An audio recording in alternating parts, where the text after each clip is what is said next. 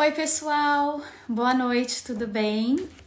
Eu voltei porque hoje nós vamos fazer a live muito especial com a doutora Neuci Zanon, que ela é neurocirurgiã.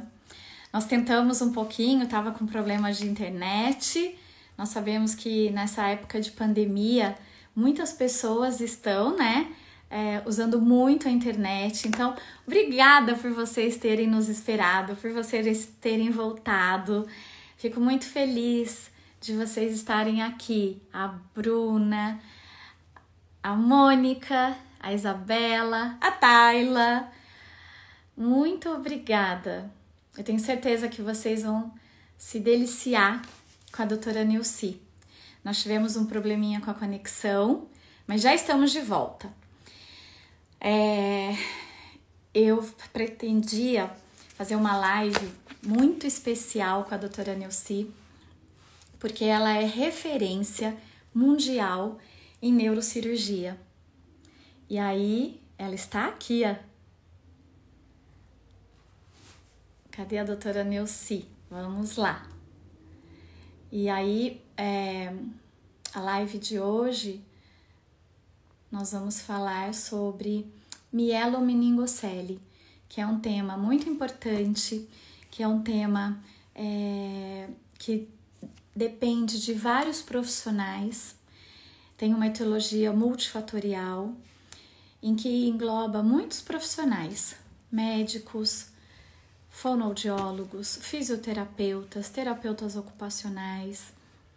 É uma alteração que acontece na medula. E para algumas pessoas que não sabem, eu tenho uma filha com 23 anos que tem mielomeningocele. E esta semana e a semana que vem, nós vamos fazer lives com esse tema. Doutora Neuci entrou, e tenho certeza que teremos uma live encantadora, com muitas informações. Oi, Adriana, Gi, a doutora Cecília, o doutor Alfredo, sejam todos muito bem-vindos. A Carol, Casinha Brasilina, a Vera, a doutora Neuci, você tá me ouvindo? Sim, estou te ouvindo. Não sei se você me ouve. Eu te ouço muito bem e vejo o vídeo muito bem. Parabéns, você está muito fashion. Oh, meu Deus, eu queria te ver. Queria poder a gente fazer essa live tão encantadora. Que eu tô com tanta saudade, doutora Neuci, de você como pessoa. Se você quiser, a gente faz a live assim. Não era o que eu gostaria, né? Mas é o que tem para hoje. Vamos lá, eu acho que... Então tá. Mas para onde ela foi? Oh. Tô vendo aqui que tá a Fernanda, a Padô, fisioterapeuta da Isabela, desde bebezinha, né? Eu só não entendi. A Rosana tá saindo. Não, sim, mas ela fica caindo. Vamos lá, eu vou chamar a doutora Neuci e a gente faz assim, conversando, né? A gente tenta fazer. Se vocês não se importarem, a gente vai fazendo assim, né? Na verdade, a cada 3 ou 4 minutos vem uma mensagem. Elaine agradece a sua participação, concluído. Ô, doutora Neuci, imagina, eu agradeço muito a sua participação, mas eu não vou concluir, não. A gente precisa bater um papo bom aqui, né? Pode ficar à vontade, é um prazer vê-la. Doutora Neuci, eu queria muito te ver. Se vocês são de Campinas? A Bárbara está perguntando. Sim. Só se a gente fizer, então, desta forma. Para mim, dessa forma, tá ótimo. Então, só que as pessoas que estão aqui na live, elas vão ter que se contentar de olhar o tempo todo para mim. Não tem problema, depois você manda uma foto minha, eu garanto. Bom, então... Vai ver que eu ainda não estou preparada para o... Tá, sim, tá preparada sim. A primeira vez é inesquecível. Gabi, Vera... Ui, Quanta gente, a Padô. Vamos lá, né, Padô? Eu acho, concordo com você. Vamos lá, vamos ter que fazer assim, né? E se ela me chamar, será que muda? Alguém que tá aí pela internet, sabe me informar? Se ela me chamar, oi, doutora Nelci, tô vendo Estou você. aqui, estou aqui, estou Então aqui te vamos. ouvindo e te vendo. Então Vamos, vamos. vamos. Pessoal, então a gente vai assim, tá bom? Porque eu não posso perder a oportunidade de ter a doutora Nelci aqui com a gente. Então, doutora Nelci, você tá me ouvindo? Muito bem, obrigada. Então, muito obrigada. Eu vou dizer para você que você é uma pessoa inesquecível na minha vida.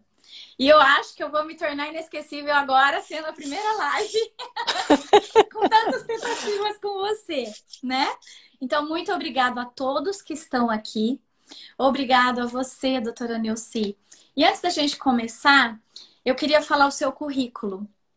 E para que as pessoas entendam que, além desse valor afetivo que eu tenho de falar sobre mielomeningocele, eles têm que entender o quanto você é uma pessoa fabulosa em estudo, em dedicação. Então, eu vou apresentar só uma pequena parte do currículo da doutora Nelci. Ela é presidente do Comitê de Neurocirurgia Pediátrica da Federação Mundial das Associações de Neurocirurgia. Ela é coordenadora da Comissão das Mulheres na Neurocirurgia da Sociedade Brasileira de Neurocirurgia. Ela é presidente eleita da Associação Brasileira das Mulheres Médicas, ABMM, neurocirurgiã pediátrica da Unifesp e do Senep. E mais que tudo isso, ela é um ser humano incrível. Eu gostaria muito que vocês participassem, que vocês tirassem todas as dúvidas que vocês tiverem com a doutora Nelci, porque além de muito conhecimento técnico de medicina, ela tem um conhecimento de alma e de espírito que é incomparável. E eu tenho um carinho muito especial e respeito muito grande por ela. Então, seja muito bem-vinda, doutora Nelci. Muito obrigada pelas suas palavras. É um prazer estar com você, Eliane. E você merece tudo isso que você está tendo. Você é uma pessoa bem acima da média, em sensibilidade, cuidado, carinho. E você é uma das famílias que no início era mãe de paciente e agora é mais do que uma grande amiga. Então, para mim, é um privilégio e você sempre disposta a ajudar os outros, sempre com um sorriso. Isso é uma coisa que marcou sempre, mesmo em momentos muito difíceis, muito críticos na vida da Isa, você nunca deixou se abater, e eu acho que isso já é 50% de garantia que tudo vai dar certo na vida, que o resultado vai ser bom, independente do resultado ser o que a gente espera, ou o resultado do que vem, porque eu acho que algumas coisas, mesmo a gente vê isso na cirurgia, e a mielomeningocele é um exemplo clássico disso. O mesmo defeito anatômico, a mesma imagem na ressonância, tem pacientes totalmente com evoluções diferentes. E isso a gente não tem uma resposta para essas diferenças. Continuamos estudando, um grupo de patologias que é desafiador até o fim da vida. Então, eles costumam dizer que quando a gente tem um paciente com mielomeningocele é um casamento para o resto da vida. E assim é. E assim é. Então, a gente sempre vai acompanhar, sempre que a gente pode, até o fim da vida. E os teus ouvintes, que a gente não conseguir responder todas as perguntas ao vivo e que você guardar as perguntas, só você me cobrar depois, a gente manda por e-mail, por WhatsApp, de alguma forma, eles terão as respostas na medida do possível. Ai, doutora Nelci, você realmente é encantadora. Quanta gente, a Lídia, a Julie, a Lê, a Marina, o William, a Gabi. Tenho certeza que mesmo as pessoas, doutora Nelci, que não sabem direito o que é mielomeningocele, com certeza hoje vão sair daqui sabendo um pouco mais. E as que sabem que tem a fisioterapeuta da Isabela aqui, amigas que trabalham, a Cristiane, que é fisioterapeuta onde eu trabalho. Eu tenho certeza que elas vão ter bastante prazer em ouvir tudo que você vai falar. E eu queria começar, doutora Nilce, que você falasse um pouco, porque você é uma referência mundial, né? Você viaja o mundo. Uma das coisas que eu admiro é o quanto você estuda, o quanto você se dedica. A mulher, a força da mulher, que você... outro dia eu vi uma foto sua, né, acho que foi quando você assumiu a presidência do Comitê de Neurocirurgia Mundial.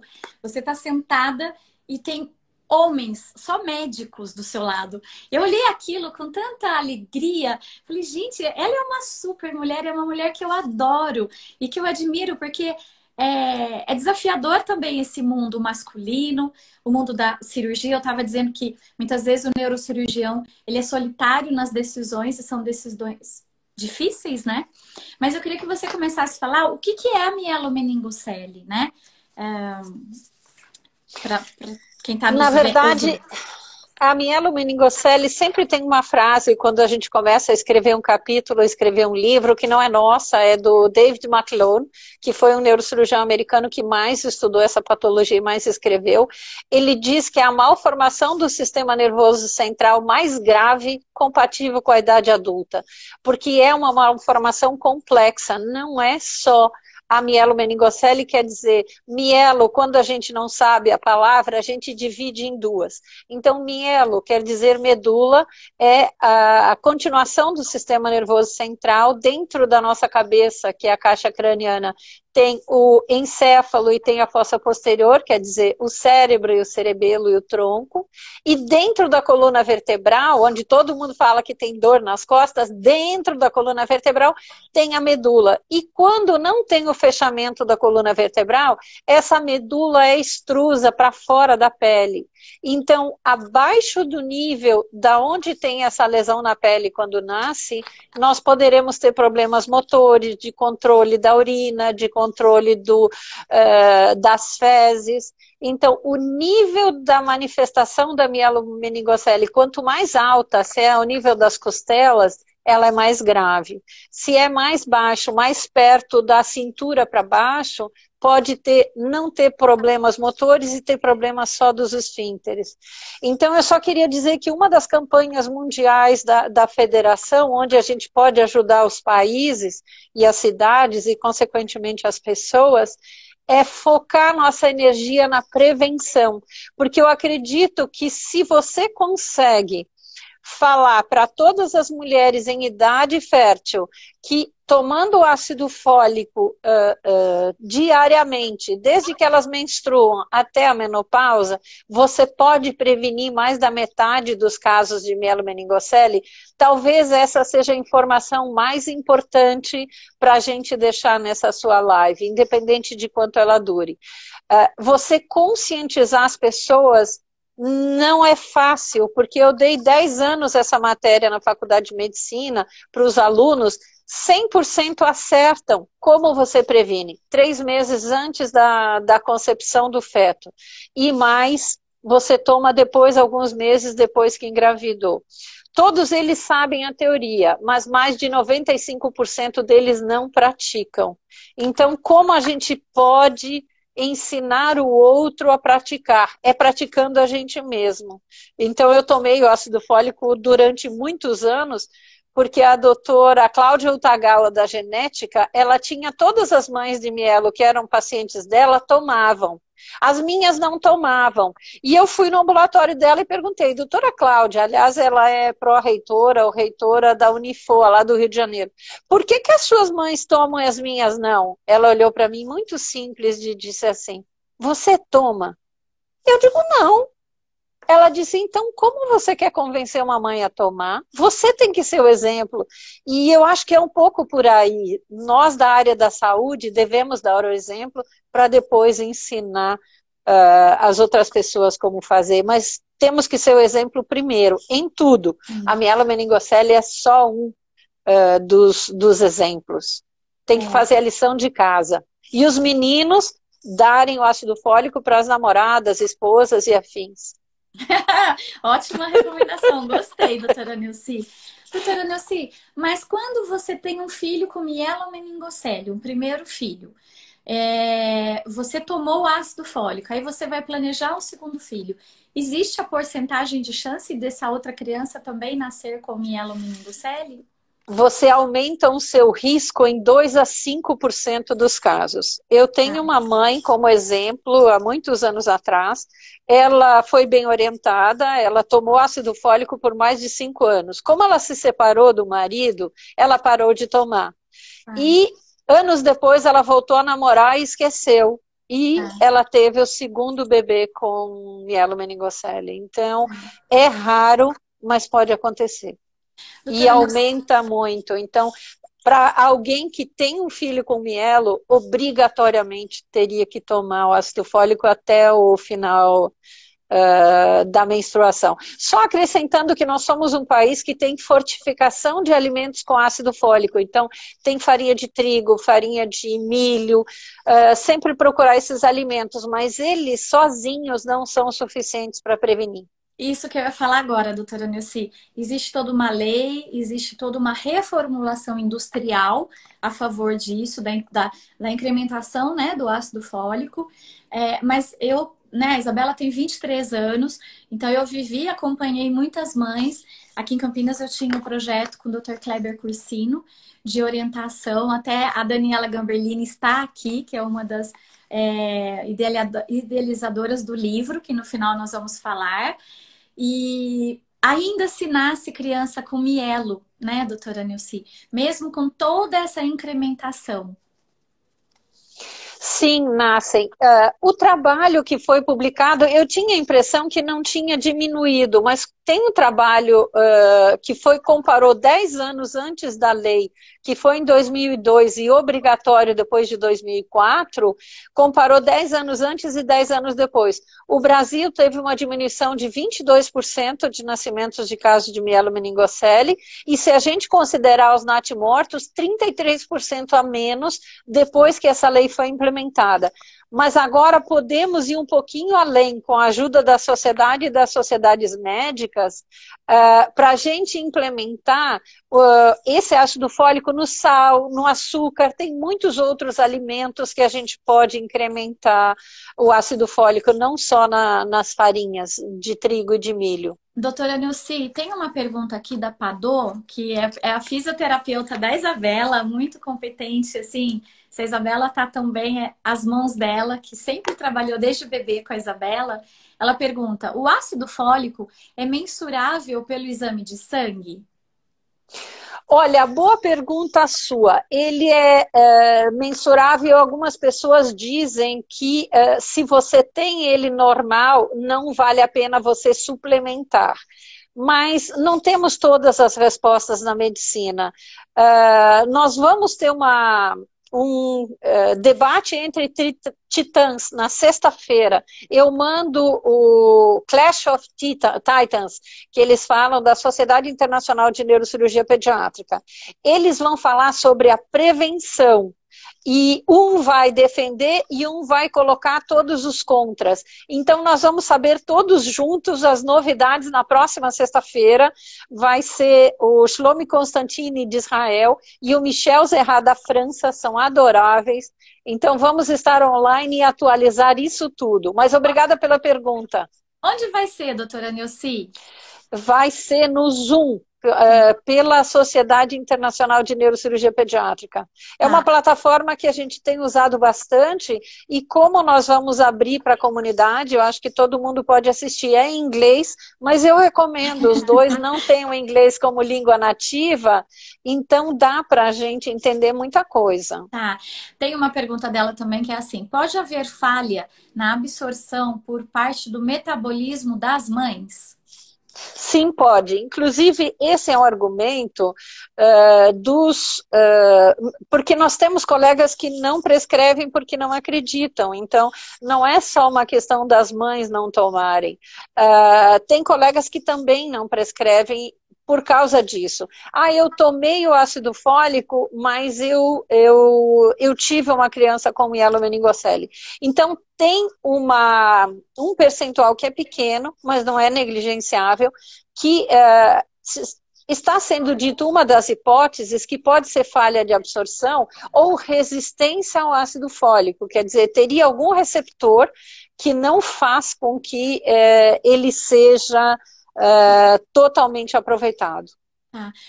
Estão pedindo também aqui, doutora Nilce, para depois você mandar o link. Aí você manda para mim, se for possível. Eu mando para você e aí você divulga na sua rede. Tá. Tem outra pergunta, doutora Nilce, da Lídia Assis, maravilhosa, que é: tomar contínuo por anos e anos, a doutora contou de uma pessoa que tomou 5 anos em relacionamento, parou e depois voltou a tomar. Ela teve a criança com mielo? Foi isso mesmo, ela teve com mielo. E o uso crônico as complicações não são tão importantes, vale a pena tomar sim. Eu pessoalmente tomei por mais de 15 anos. Tá. A Daniela, que é a físio maravilhosa, também idealizadora do livro, ela tá perguntando, doutora Nilce, é possível a associação também genética? Na verdade, a mielomeningocele ela é multifatorial. Então, nós não conhecemos todos os fatores. Pode ter um componente genético, embora a gente veja os casos na família, sempre são casos isolados. Eu não conheço uma família de mielomeningocele, exceto essa mãe, que tem o segundo bebê com mielo, mas tem medicamentos que estão associados, por exemplo, o uso dos anticonvulsivantes.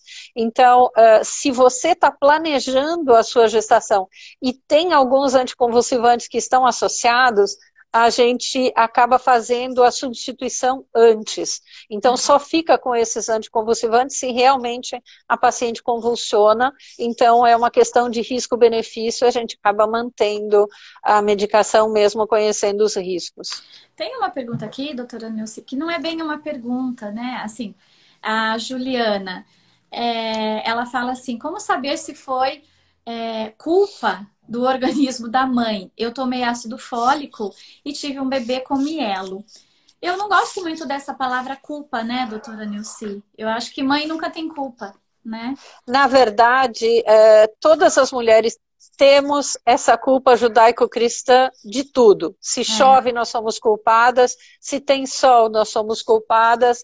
Então, eu acredito, primeira coisa, ninguém é culpado de nada. Sim. A outra coisa, se nós viemos para essa vida com alguma dificuldade física ou intelectual, de alguma forma, aí é uma questão pessoal. Eu acredito que tem um propósito, e esse propósito sempre é o nosso crescimento e a nossa evolução espiritual. Então, usar esse propósito para sermos seres humanos melhores, eu acho que não tem melhor resposta que a gente pode dar. E uma das coisas que a gente pode usar, mas como saber se eu estou fazendo a coisa certa? Eu acredito que cada coisa que a gente faça, tenta colocar o seu termômetro olhando de fora, olha para a situação. Eu poderia ter feito diferente? Não, eu não poderia, eu fiz tudo o que eu conhecia. Então, se eu fiz tudo o que eu conhecia, a primeira coisa é se perdoar. Você se perdoando, você consegue perdoar o mundo e consegue ser um ser humano melhor, mais alegre, mais leve, e consegue ajudar os outros, porque está muito cheio de necessidade nesse mundo de Deus aí, principalmente depois da pandemia, vai estar mais necessitado ainda da nossa ajuda, da nossa palavra, do nosso carinho. Então a ajuda às vezes é só isso, é só uma palavra. Tira essa culpa dos ombros que não é sua. Ela veio por alguma razão, tem algum propósito, e o propósito está sendo cumprido, está tudo certo. E vamos, continuar. Eu falei, pessoal, vocês que estão aqui, ouvir a doutora Nilce, a gente ficaria horas, porque ela é maravilhosa. A Fernanda Pereira, doutora Nilce, fala assim, doutora, desculpe a ignorância. Vi uma notícia que o ácido fólico pode ser causador de autismo e que o ácido fólico o organismo não absorve. As causas seriam carência de vitamina B e D? Estou errada? Na verdade, o ácido fólico, ele é um polivitamínico. Então, ele está dentro de um complexo vitamínico que a gente pode ter carências ou não. Só para te dar um exemplo. Com a suplementação da farinha, você pode dizer o seguinte: eu vou comer só pãozinho branco e eu não vou ter criança com mielomeningocele, mas eu teria que comer 6 pãezinhos por dia. Então, 6 pãezinhos por dia, eu vou ter uma obesidade e vou ter uma diminuição da minha fertilidade por causa da obesidade, sem contar os outros problemas de saúde. Sim. Quanto à questão do espectro autista, muita coisa está sendo dita e muita coisa está sendo falada, mas a gente tem pouca comprovação científica desses fatos por enquanto. Então, tem vários fatores que a gente sabe. Por exemplo, a mulher que está deprimida tomando antidepressivo durante a gravidez, sim, nós já temos documentação científica suficiente para mudarmos os medicamentos durante a gravidez e talvez tentar uma estimulação transcraniana não invasiva para que ela passe bem a questão da depressão e não tenha ou diminua o risco do filho autista.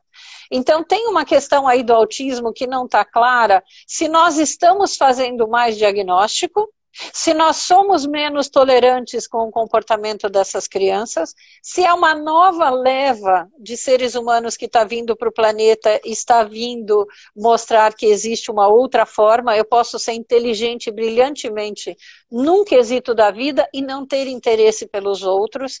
Tem muitas respostas que a gente ainda não tem E ainda quanto ao também autismo. tem muita pesquisa, né, doutora Nilce? Porque eu trabalho, por exemplo, com muitas crianças com alergia, né? Alergia também é uma patologia como a mielo multifatorial, né? E aí existem muitos mitos e as verdades, né? Então, a vacina causa autismo. Então, acho que você falou lindamente. Precisa haver entendimento, compreensão, pesquisas, né? É tudo uma nova descoberta, assim como agora o coronavírus, que também ninguém sabe direito, né? De algumas coisas. E falar do autismo também é uma particularidade, né, doutora Nilce? É verdade, e não existe nenhuma pergunta ignorante. Todos nós somos ignorantes em alguns fatores da vida. Então, Ah, a medicina mesmo e a neurocirurgia é muito vasta. Tanto que quando eles me perguntam quem é o melhor neurocirurgião, eu digo depende da patologia. Depende da doença que você tiver, eu posso te dizer, esse faz mais esse tipo de cirurgia, aquele faz mais. Então, todos nós somos ignorantes em várias áreas. E eu acho que a pandemia do Covid-19 veio despertar que nós conhecemos muito pouco e temos que evoluir muito enquanto sociedade.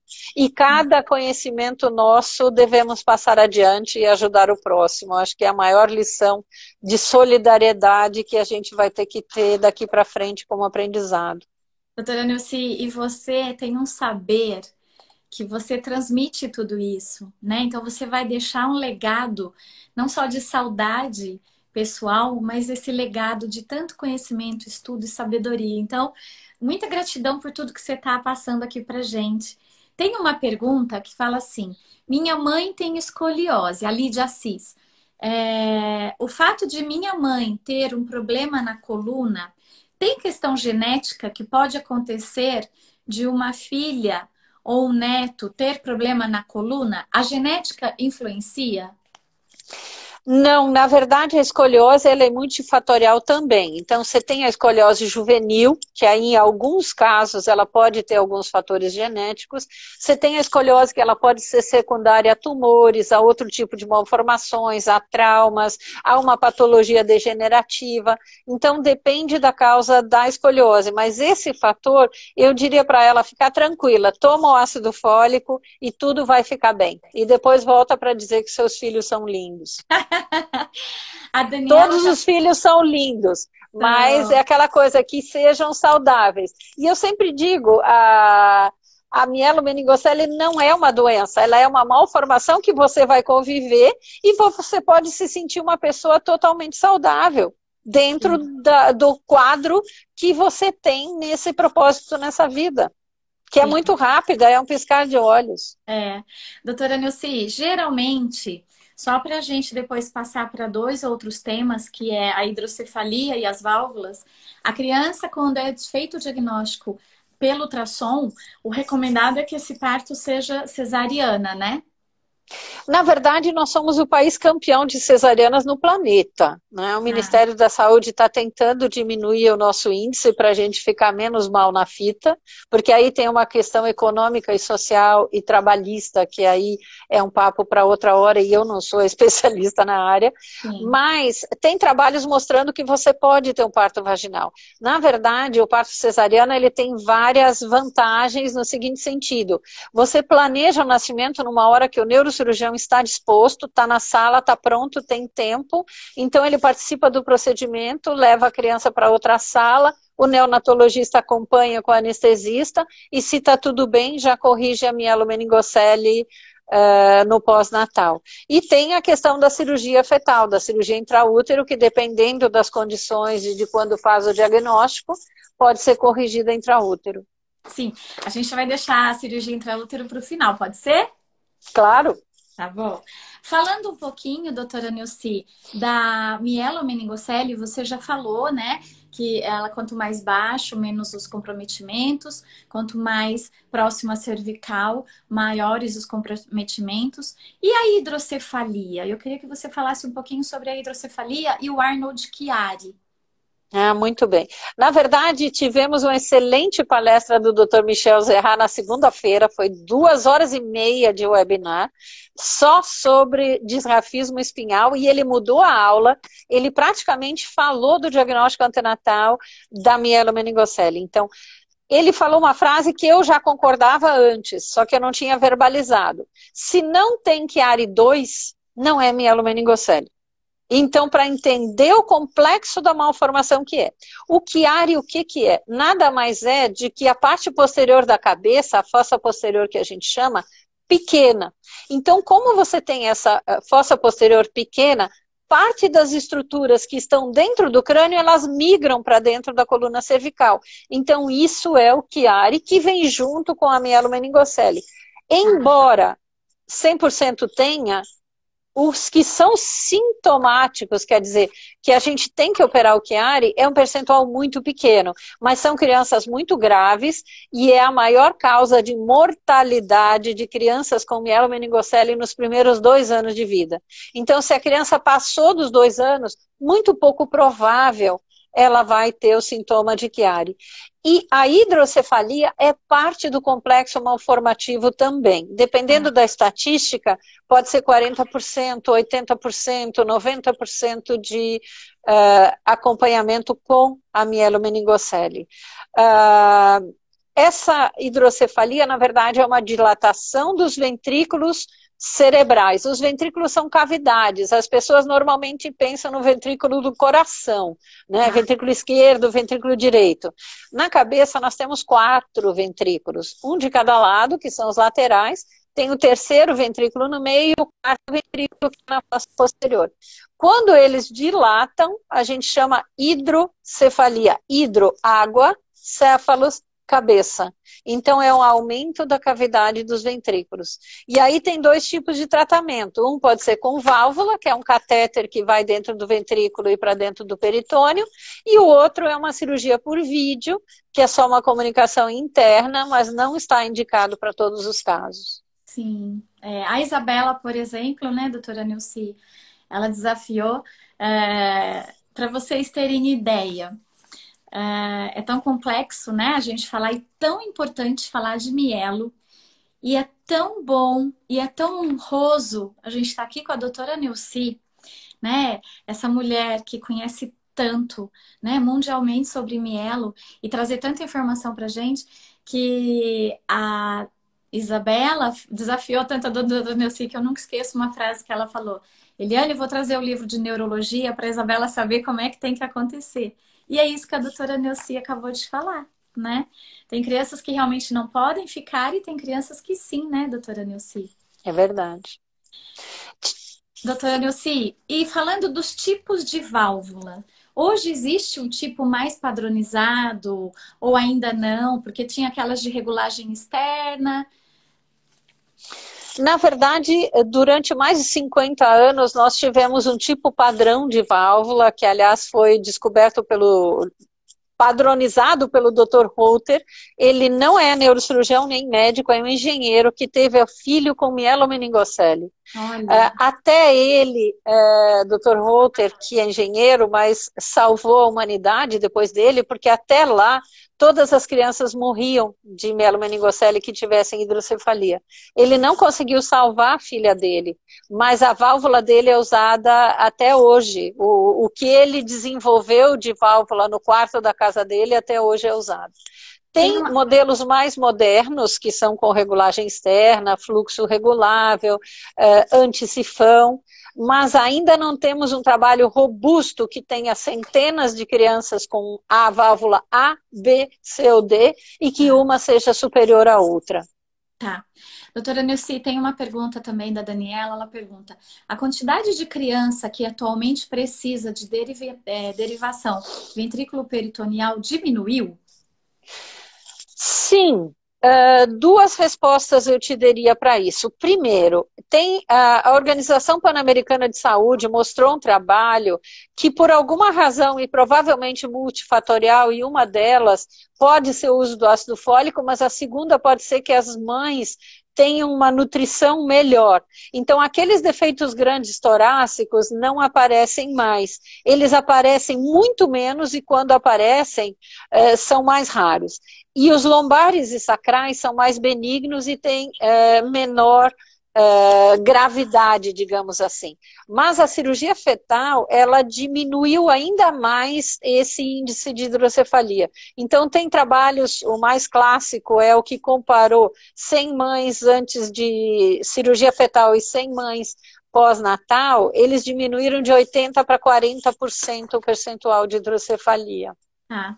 Doutora Nilce, Isso foi lá nos Estados Unidos. é, tem uma pergunta da Mônica que é: quando que se opera um Chiari?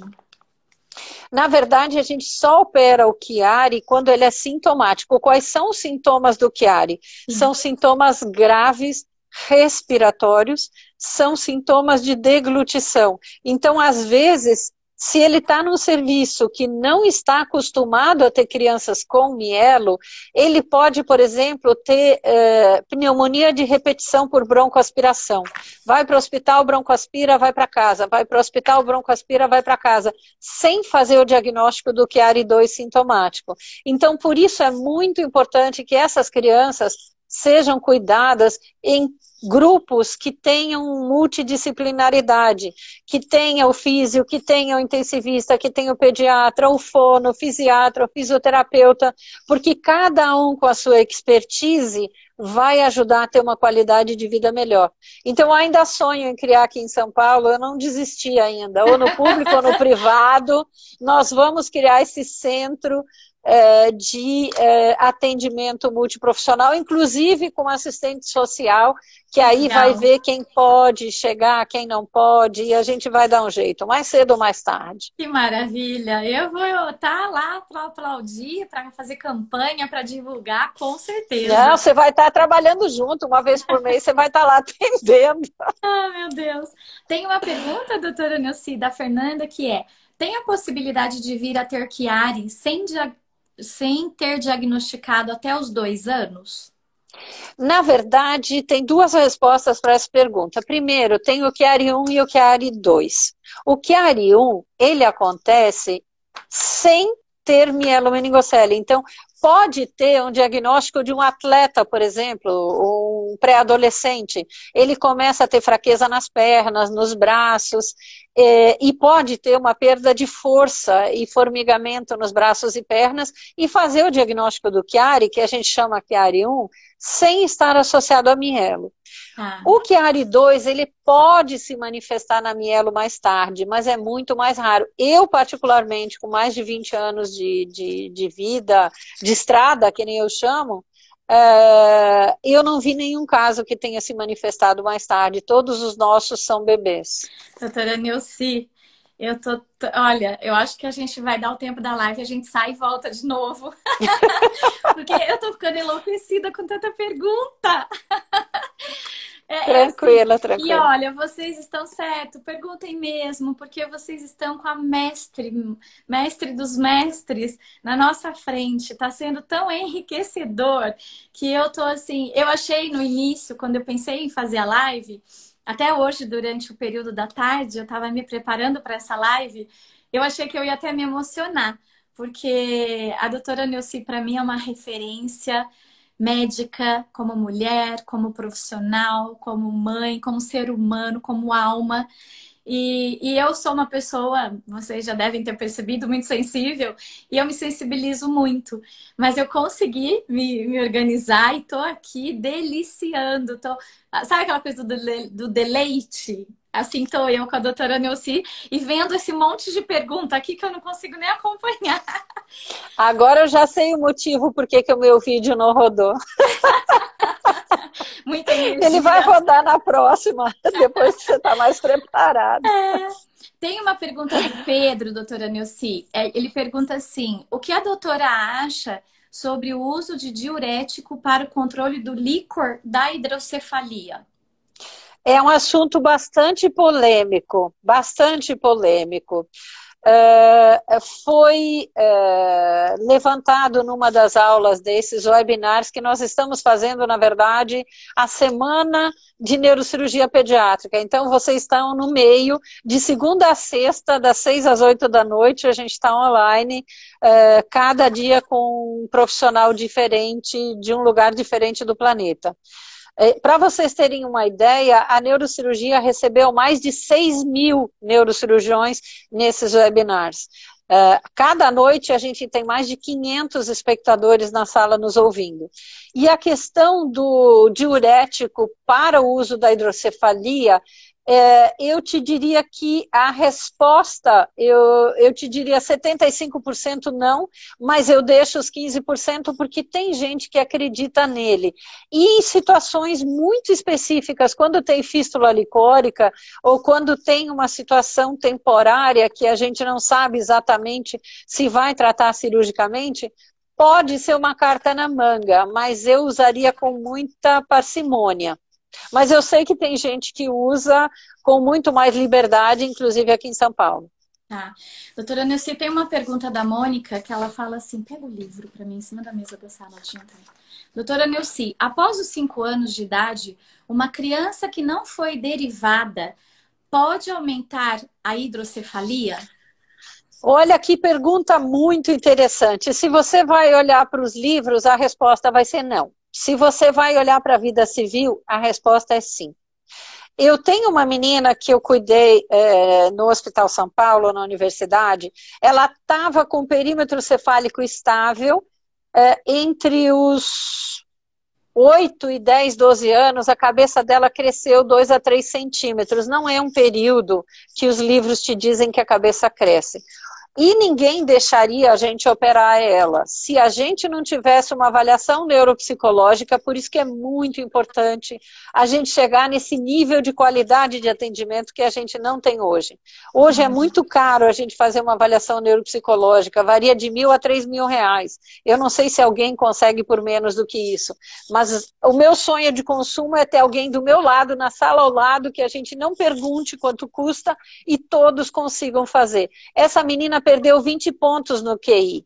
Então, Nossa. como você não vai operar se ela teve uma avaliação neuropsicológica e nós conseguimos o privilégio, porque na época tínhamos uma mestranda que fez e ela provou essa queda do QI. Então, nós operamos tardiamente, mas tem que ter ferramentas para instrumentalizar essa decisão, porque é uma decisão difícil. Sim. Se a gente coloca uma válvula numa criança que não está bem indicada e ela evolui com meningite, a nossa cirurgia foi pior do que a história natural. Então tem que ter muito cuidado na nossa indicação e tem que ter ferramentas que deixem a gente confortável, que diz assim, eu fiz o melhor para ela naquele momento. Para a gente não ter culpa, voltando lá atrás naquela mãe que Sim. perguntou sobre a culpa. Médico também tem, fica tranquilo. A gente procura a gente anda no fio da navalha todo dia, para que a gente faça a coisa certa.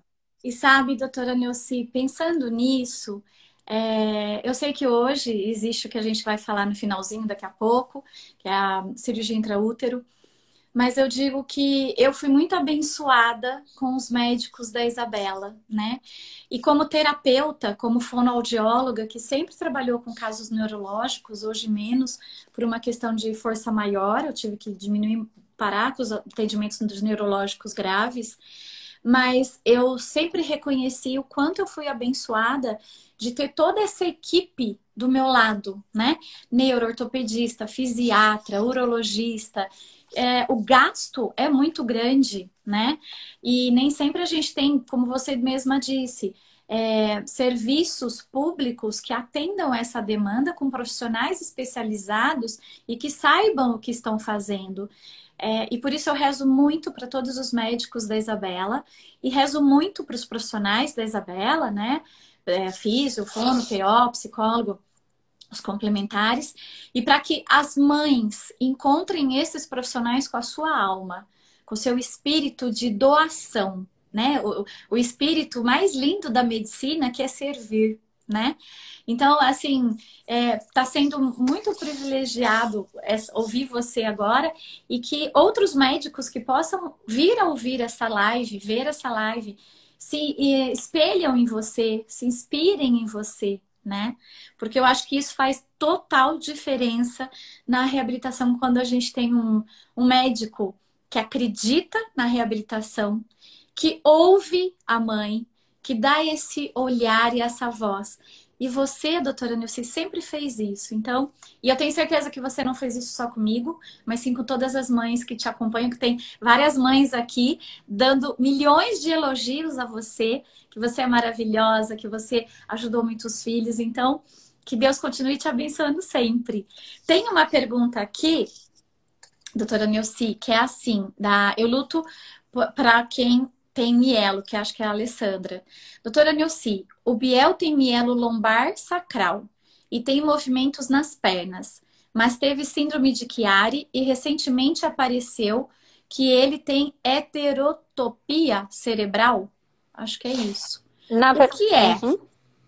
A heterotopia, na verdade, é um diagnóstico que não é fácil da gente fazer. Por exemplo, se ele tinha só tomografias e ultrassons, é um diagnóstico que é mais fácil da gente ver, ou com ultrassom neonatal, assim, de bebê com altíssima qualidade, ou na ressonância.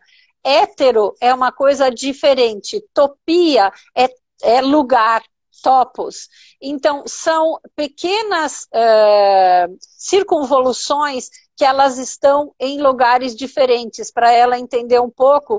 No cérebro, normal é que seja mais homogêneo. A heterotopia são pequenas alterações que não necessariamente comprometem a vida dele. Como a gente conversou no início, a malformação de mielomeningocele é complexa. Então, pode ter essas heterotopias, pode ter alteração do corpo caloso, pode ter alteração de várias outras estruturas cerebrais que vêm junto. E ela falou que ele teve Chiari, é isso sintomático? E que ele operou. Eu não sei se ele operou. Se ela estiver aqui, tá, manda pra gente, porque ela não colocou se ele operou. A senhora quer saber se ele operou. Porque tem Chiari, todos têm, na verdade. O que acontece às vezes na medicina? As pessoas não fizeram ressonância antes, fazem ressonância mais tarde. E aí diz assim, agora eu tenho Chiari. Não, agora eu diagnostiquei o Chiari. Agora eu vi o Chiari, que sempre esteve lá, se eu tive mielomeningocele. Então, na verdade, o que acontece é que nem sempre, nos serviços que a gente trabalha, a gente consegue ter uma ressonância do bebê quando nasce. Então, essa heterotopia, esse Chiari, já são parte da malformação, não é uma doença nova, só é o diagnóstico de algo que já estava lá. Ela colocou isso agora, que ele está com 8 anos e apareceu agora. Na verdade, provavelmente a qualidade da ressonância agora é melhor do que a ressonância prévia, porque a heterotopia não é uma coisa que você adquire, não é uma coisa que você tem depois de um trauma ou de um tumor. A heterotopia nasce com você na fase embrionária. Tá. Ô, doutora Nilce, tá todo mundo aqui pedindo muito para que a gente fale um pouquinho sobre medula presa, os principais sintomas iniciais e se é cirúrgico. Bom, duas respostas. A primeira resposta, se você faz uma ressonância e não tem medula presa na ressonância, não é mielomeningocele. Então é curto e grosso. Do ponto de vista de imagem, quem nasce com mielo ou quem nasce com lipoma terá sempre medula ancorada. Por quê? A medula presa, ela está no nível onde ela foi formada, no nível embrionário. Então, o normal é a medula ir até L1, mas ela pode ir até lá embaixo da sacral com a malformação. Então, quando que ela é cirúrgica? Quando você vai operar essa medula ancorada? Pode ser um sintoma ortopédico, quer dizer, uma deformidade do pé. Pode ser uma perda de sensibilidade nos pés ou nas pernas. Pode ser uma ferida que nunca fecha nos pés, como o diabético. E aí, na criança com medula ancorada, a causa é outra, mas a manifestação é muito parecida. Abre a ferida e não fecha, machuca o calçado, deforma o pé. Pode ser uma alteração urológica, isso quer dizer, tem infecção urinária de repetição, passa a perder urina que não perdeu, e tem urodinâmica, que é um exame que a uro faz com relativa frequência, e pode ter uma piora urológica. Nessa palestra que nós tivemos sobre disrafismo, que nós já estávamos conversando, o Dr. Michel mostrou um artigo que diz o seguinte: a causa mais comum da indicação de reoperação de mielo ou de lipoma por medula presa foi a questão urológica. Então, por isso é importantíssimo que não só o neurocirurgião acompanhe a mielo, mas acompanhe o ortopedista, acompanhe o nefro ou o urologista. Porque se você não cuidar dessa parte, essas manifestações podem passar desapercebidas e perder o rim, e além da mielo ir para diálise e depois transplante renal, que é uma coisa que ninguém espera. Então, o nefrologista, o urologista são tão importantes quanto o neuro nessa... E você vai fazer uma live com eles, eles vão lembrar isso tudo. Eu tinha que abrir com você, né? E agora vão vir os outros. Amanhã eu tenho com o Dr. Márcio Miranda, que ele é urologista e cirurgião geral de bexiga. Na sexta-feira, com a Daniela Gaberlini, que está aqui. Eu queria também fazer um agradecimento imenso por ela estar aqui na nossa live, pela Valéria, que é a idealizadora do livro, que também está aqui. E aí vai ser essa semana e semana que vem, lives, porque, como você falou, são muitos profissionais, mas que um auxilia o outro. Doutora Neuci, a gente está quase acabando. Meu Deus, eu não sei nem o que eu faço. Se eu continuo, se a gente entra e sai, porque tem um monte de pergunta. Eu queria que você falasse sobre... tô cheio de papel aqui. Meu Deus. Eu queria que você falasse um pouquinho da cirurgia intraútero. Tem tanto tempo. Eu vou deixar a live salva, pode deixar, tá todo mundo pedindo. Para deixar a live salva. Então, se você puder falar um pouquinho sobre... rapidamente, doutora Nilce, eu só queria te fazer essa pergunta para você responder, porque eu não ia sossegar se eu não responder essa mãe. Qual o cuidado de ter com a válvula e como saber a necessidade da troca da válvula? Porque eu acho que é uma pergunta importante. Na verdade, a válvula, se ela funciona, a criança vai tendo desenvolvimento normal. E o cuidado depois da cirurgia, depois da cicatriz, um mês depois, não tem grandes cuidados específicos. O maior deles é não deixar a criança apoiar muito tempo em cima da válvula, porque se a cabeça é muito pesada, pode fazer uma escara e perder a válvula. Mas não deixar sempre na mesma posição, porque pode deformar a cabeça. E para você saber se a válvula parou de funcionar, ela pode ter dor de cabeça. Como é criança pequena, ela pode ter vômito, parar de comer, a moleirinha ficar muito cheia, o olhinho pode ter estrabismo. Exato. Então, são os sinais de que algo não está bem. Mas o primeiro caminho é sempre levar para o pediatra e pedir para ele dar uma olhada, antes de procurar o neurocirurgião. O pediatra é o seu melhor anjo nesse primeiro momento. E se ele precisa, ele aciona o neuro. Tá. Doutora Neuci, você quer que a gente saia e volta de novo? Porque a gente tem, acho que, 5 minutos só. Você decide, você é a dona da bola. Ai, meu Deus! Eu ficaria mais uma hora aqui com você, mas acho que já tá tarde, né? Então vamos finalizar. Eu só queria que você falasse rapidamente sobre a cirurgia intraútero, para depois eu poder falar do livro. Tá. A cirurgia intraútero ela só pode ser feita quando o diagnóstico é feito muito cedo. Então, a cirurgia pode ser feita de 19 semanas até 26 semanas, é o período ideal. Depois de 26 semanas, não tem trabalhos mostrando que tem benefícios. O grande risco, tem duas técnicas, uma faz a abertura da barriga, a cirurgia aberta, que é a mais clássica, e a mais nova é a cirurgia por vídeo. As duas têm um grande dilema ainda, que vai ser melhorado com o passar dos anos, que é a prematuridade. O bebê nasce prematuro, então só pode ser feito onde tem uma UTI neonatal muito boa, com neonatologistas muito dedicados, porque a prematuridade em si também pode ser uma doença mais grave do que a mielomeningocele se evoluir com paralisia cerebral. Sim. Uma pergunta aqui, doutora Nilce. A moleira, ela fecha? Não entendi. A moleirinha fecha entre 6 meses e 1 ano, mas pode fechar até depois de 1 ano. O importante é que ela não vá abrindo ao invés de fechar e não nasça com ela fechada, porque aí tem outras doenças que a gente pode pensar, microcefalia, cranioestenoses, e é importante sempre colocar a medida da cabeça no gráfico para acompanhar o crescimento. Doutora Nilce, eu queria mostrar para o pessoal o livro de mielomeningocele. O objetivo desse livro não é ser vendido, ele é doado. A Valéria, que é a idealizadora do livro, está aqui com a gente.